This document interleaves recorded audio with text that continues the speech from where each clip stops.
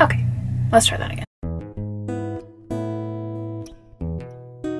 Hi guys, I'm Amy. Welcome back to my channel.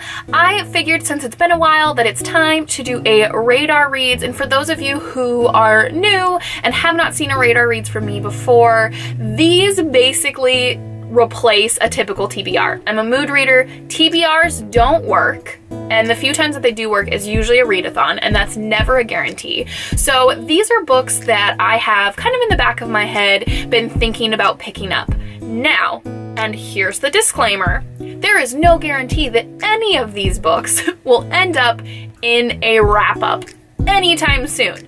So these are just books I'm thinking about reading. I might read all of them. I might read none of them. That's just how this works, because it's my channel and I get to decide how it all works here. But if you're interested in the books that I may or may not be picking up in the next couple of weeks, then go ahead and keep on watching.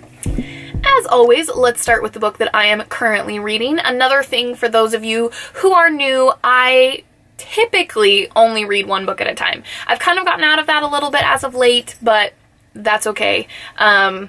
Usually not more than two, but 98% of the time I'm only reading one book. And that book currently is Uprooted by Naomi Novik. This is a book that is either loved or hated by a lot of people. From what I have heard, it's a Beauty and the Beast retelling. Now, I get some Beauty and the Beast vibes. I mean, and I'm halfway through this book. Like, I'm into this book.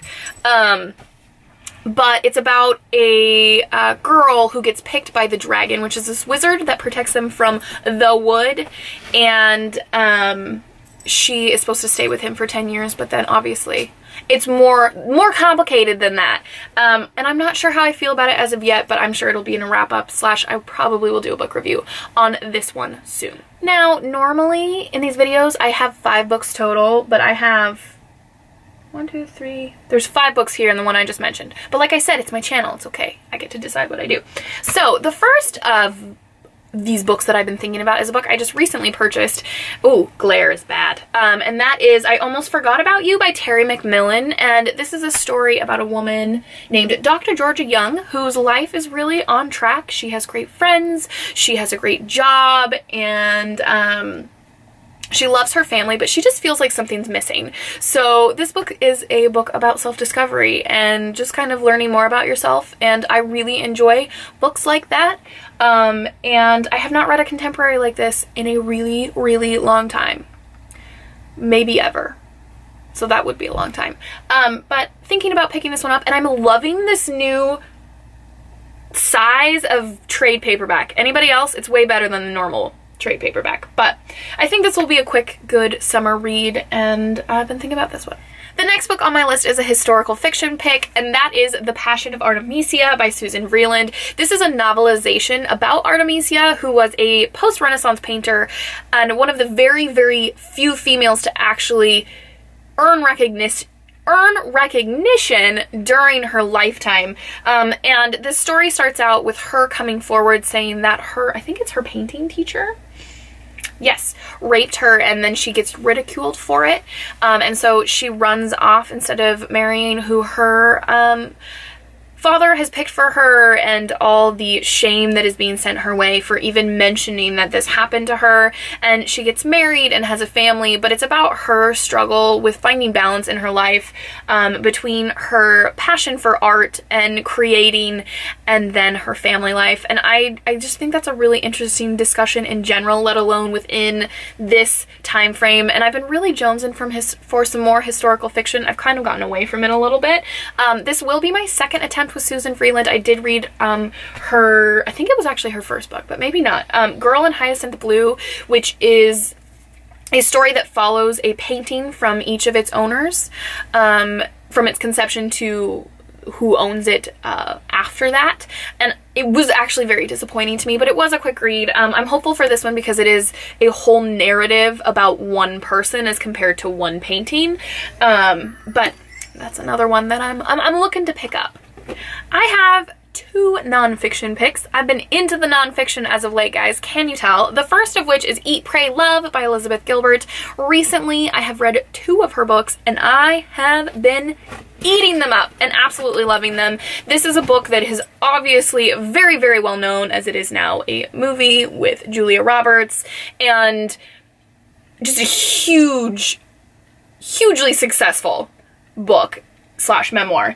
And it's talking about things that I find very interesting. Self-discovery, finding satisfaction, peace, all of those things, and balance. And I have just loved Gilbert's writing so much. I know, more so than any book I've picked up before, I know I'm going to love this a lot, and I'm very excited about it. I know April from Getting Hygge With It really loved this book, as a lot of people have. So I've never read off so many works from one author so quickly, but she's doing it for me, guys, so we're just gonna ride that wave. The second nonfiction pick slash memoir for all of you is Lab Girl by Hope Jahren, and she is a geobiologist, and this is her story about her career and meeting her husband, who I believe she met because he was her lab partner, and it's just about her experiences. And I just finished The Signature of All Things by Elizabeth Gilbert, which is a historical recollection of a female botanist, and I just felt like this book should be read very closely with that one, because a lot of it is very similar. This love of plants and science and study, but also just about our environment and connection and all the things I absolutely love. So super excited to pick this one up, and this is one I actually think my sister-in-law will like a lot as well. So if she hasn't read it already, I'm hoping that I can read it and then maybe send it her way, because it seems like a crystal book. So that's another one that I'm looking to read here shortly. I lied, guys. There is a book that's a guarantee to be in a wrap-up.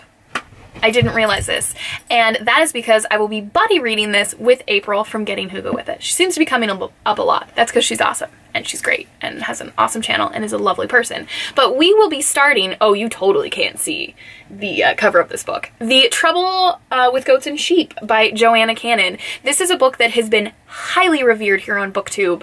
Last summer especially, people like Mercedes and Lauren and Simon, maybe Simon, I can't remember now, adored this book. And April actually hauled it, and I was like, oh, I want to read that book so bad. I've heard so many good things. And she was like, we should buddy read it. So we're gonna do that, because from all accounts, this book should be read in the summer when it's hot and nasty and warm, and nasty as in like sweaty, nasty, I guess. That's a gross description. But regardless, I'm super stoked to read this with April. It does look like a giant book, but like the words are huge, and they don't even come close to filling up the page. But so excited to read this with April. I've not buddy read a book with her before, but I always refer to her as my book soul sister, just because our tastes in 98%, well, not really 98%. She reads thrillers and horror, which I don't, but everything else, like anything else she mentions, I'm like, yeah, I need to read that. And a lot of thrillers, I actually feel like I should pick that up. April likes it. I could probably like it. I'm so rambly in this video, guys. I'm sorry, but The Trouble with Goats and Sheep by Joanna Cannon. Loki's getting into the trash can, which probably means I should wrap this up, but super stoked to pick this up. April and I will be picking this up tomorrow. Alrighty, guys. You can tell this is the fourth video I've filmed because things are just getting out of control, including my animals. So I think it's time for me to wrap this up. But those are the books that I've been thinking about reading and picking up. I have really picked up my reading pace lately because life has slowed down, because I don't have a house to take care of and all that goodness. So I've just been enjoying my time sitting in the backyard, reading, relaxing. I'm officially on summer break, so it's gonna be some good reading times. So I need to deal with my dog, but if you guys like this video, please like it. If you loved it, please subscribe, and we will see you in my next video. Happy reading. The mail's here now. Everybody's here. I'm trying to film and everybody's here. There's cow butt. Cow butt. That's what Loki has to say about it. So there's Loki, who has been a total pain. Not really, because he's cute. Oh, she's cute. Getting into things. And then there's been Millie, who I don't know if you can tell, is that lump in the blankets. Millie May, yours. Neely May! I have the best dogs in the world. Sorry, guys. I mean, I just gotta speak the truth. And they're the best. They're the best. I gotta go because I got videos to edit now and stuff to do and books to read and lots of exciting things. Hunka baby. He's just so cute. He's just so cute.